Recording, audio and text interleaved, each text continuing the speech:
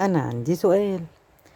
فكرة الإقناع إن أنت تقنع حد بحاجة، يعني مثلا أجي أنا أقولك إن السما لونها أحمر، وأقنعك السما لونها أحمر وأنت شايف إن السما أصلا لونها أزرق، وأقعد أقنع فيك أقنع فيك أقنع فيك لغاية ما أنت تصدق أو ما تصدقش.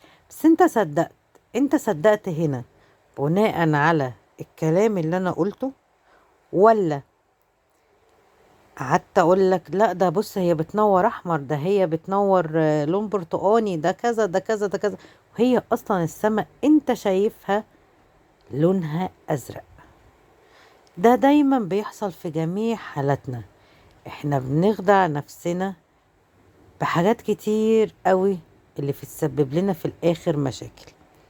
طيب انت بعد ما انت اقتنعت وقلت خلاص ان السماء لونها احمر، هتيجي تروح تتكلم تقنع حد تاني، فالتاني ده ما اقتنعش واقتنع بكلامه هو.